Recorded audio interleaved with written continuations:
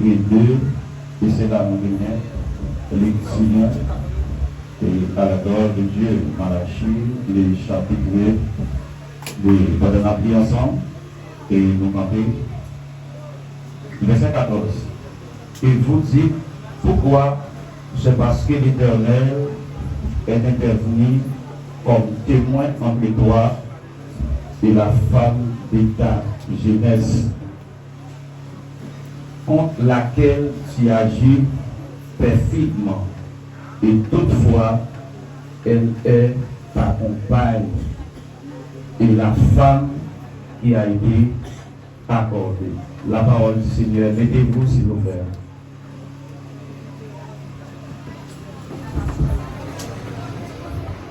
Alors, dans quelques mots, je vais vous communiquer et ce qui fait force des relations sentimentales. La Bible nous dit dans Malachie chapitre 2, et souviens-toi de la femme de ta jeunesse.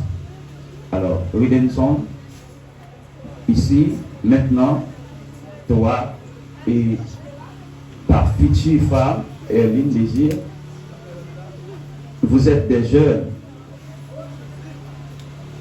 Le prophète qui parle maintenant, le prophète Malachie, il parle avec des adultes, des hommes mûrs qui font des expériences dans la vie conjugale. Mais pour vous, vous êtes des jeunes. Mais ici, j'ai un conseil à vous donner. Je commence d'abord par Redemption. La Bible dit, souviens-toi de la femme de ta jeunesse. Pour vous, Redemption et Erline, dis mon grec, je pourrais dire que vous êtes népios en ces domaines. Vous êtes népios en ces domaines. Népios, et c'est un mot grec qui veut dire petit enfant. En ce qui concerne la vie conjugale, et vous n'êtes pas encore mûri. Ce qui est important, pour ne pas accumuler des mauvaises expériences, Redemption et Erline, il y a des conseils et des expériences que vous allez vaincre vous deux.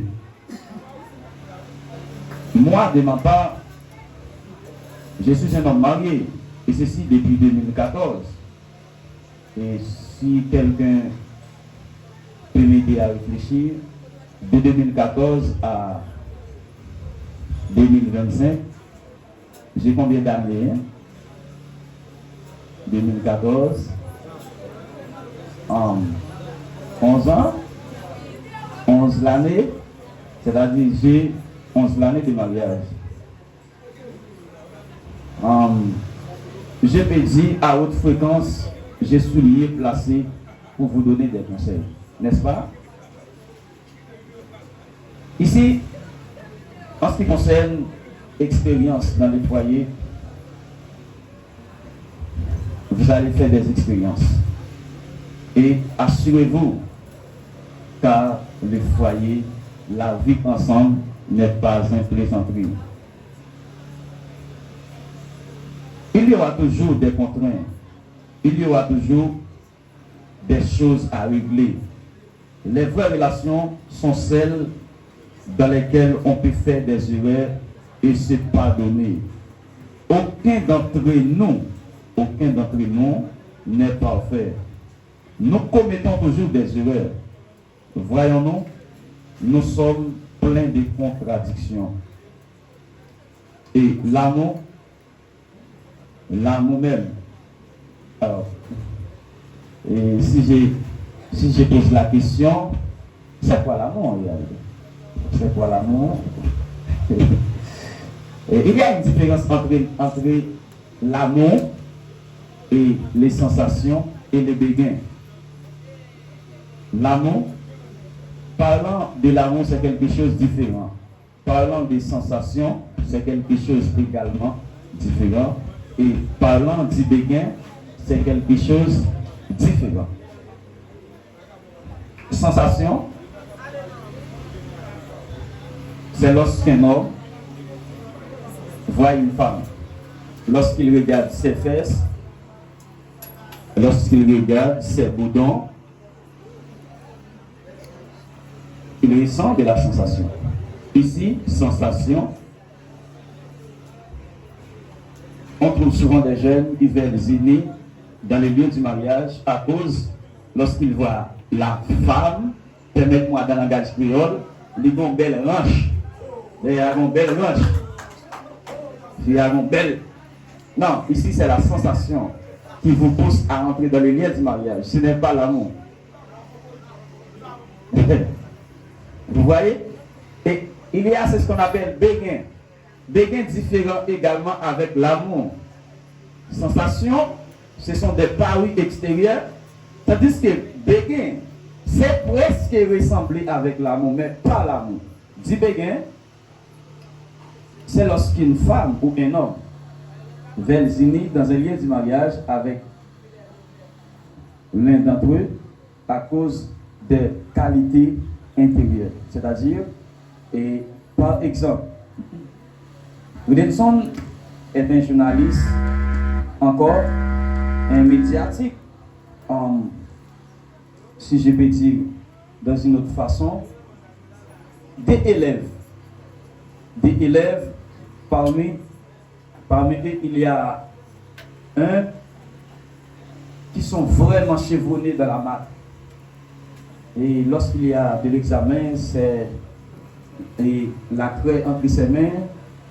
Pour ça, il y a des élèves, lorsqu'ils voient un autre est extrêmement compétent, bon, je t'aime.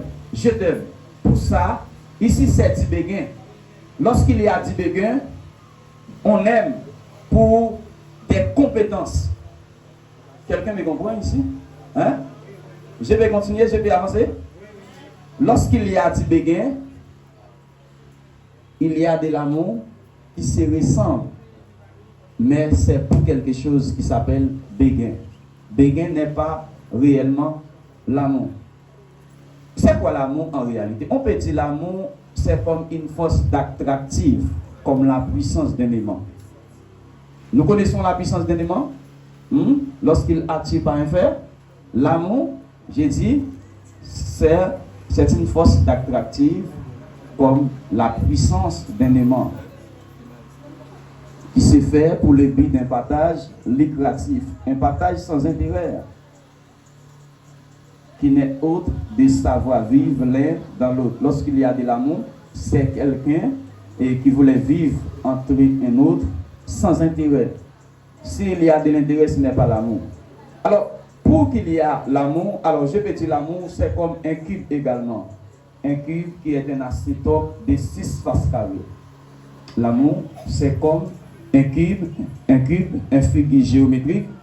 Lorsqu'on parle de l'amour, on voit beaucoup de choses dans l'amour. Premièrement, et ici c'est ça qui différencie l'amour avec non seulement sensation et béguin.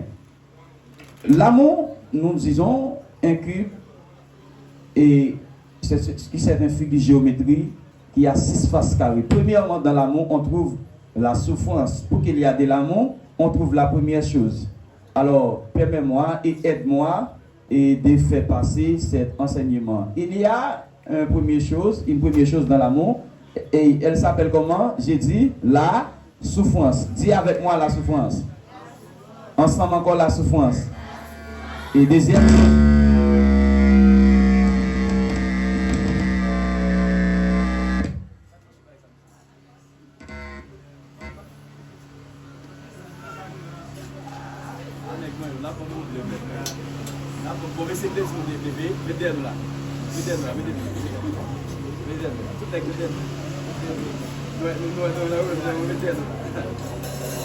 Yes.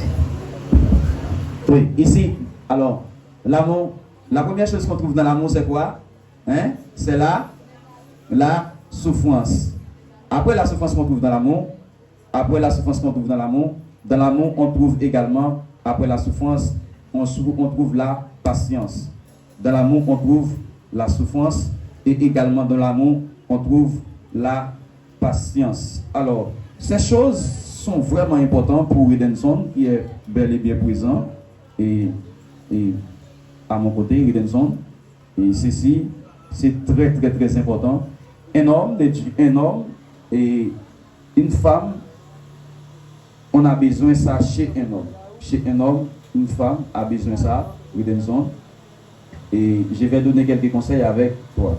Parmi les 6 choses, avant tout, que j'ai dit, et qu'on trouve dans une relation, qu'on trouve dans l'amour, j'ai dit, il y a 6 choses. Premièrement, c'est la souffrance. Deuxièmement, c'est la patience. Troisièmement, c'est la fidélité. Et quatrièmement, c'est le respect. Cinquièmement, c'est les aspects de faire l'amour. Sixièmement, c'est la sagesse. Dieu vous bénisse. Dieu vous bénisse. Il y a 6 choses dans l'amour. Ok? La vraie amour, on trouve en elle 6 choses. Premièrement, la souffrance. Deuxièmement, la patience. Troisièmement, la fidélité. Quatrièmement, les aspects de faire l'amour. Et cinquièmement, et sixièmement, disons. Alors, premièrement, la souffrance. Deuxièmement, patience. Troisième, la fidélité. Quatrième, le respect. Cinquième, les aspects de faire l'amour. Et sixième, la sagesse. Surtout chez un homme. Un homme a besoin d'être sage pour conduire la foyer, pour amener la foyer au beau port. C'est très, très, très important. Un homme a besoin de la sagesse. Alors, et ici, la sagesse, et on parle de maturité psychologique dans la sagesse. On trouve la maturité psychologique, la psyché. Ok? Ok? C'est très, très, très important. La psychologie, c'est la troisième branche de la réflexion de la philosophie. Ok?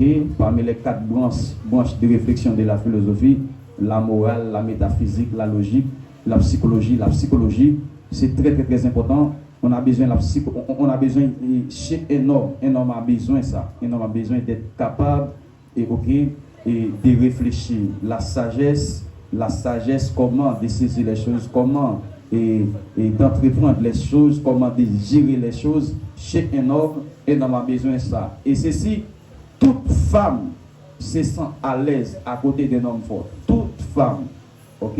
Toute femme se sent à l'aise à côté d'un homme fort. Alors, comment on peut découvrir un homme est sage? Comment on pourrait découvrir qu'un homme est sage?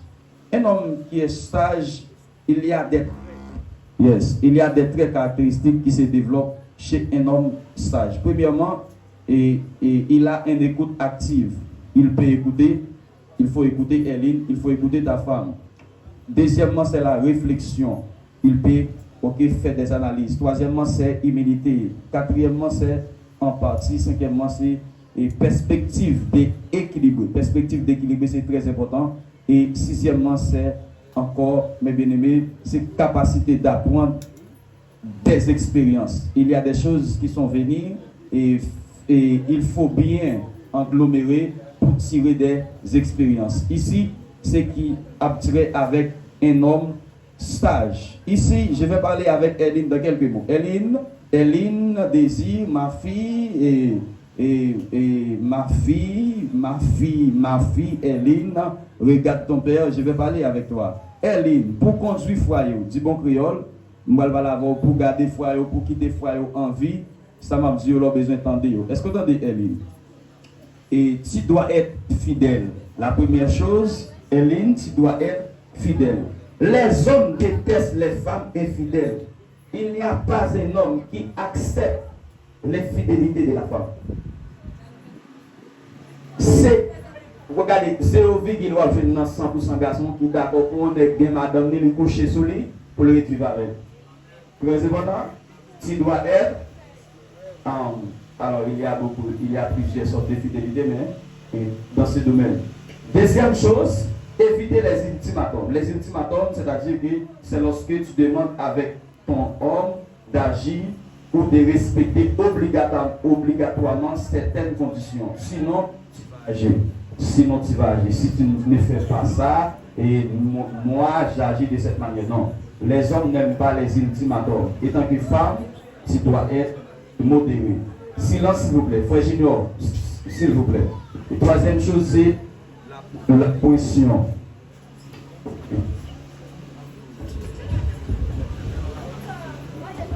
Yes. Troisième chose, c'est la pression. Les hommes n'aiment pas la pression.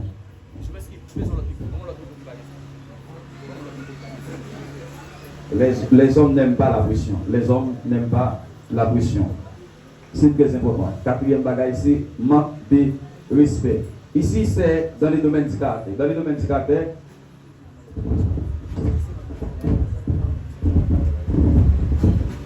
oui. Et dans les domaines du caractère. Alors, dans les domaines de fait l'amour, alors permettez-moi, et j'en train de parler avec des adultes.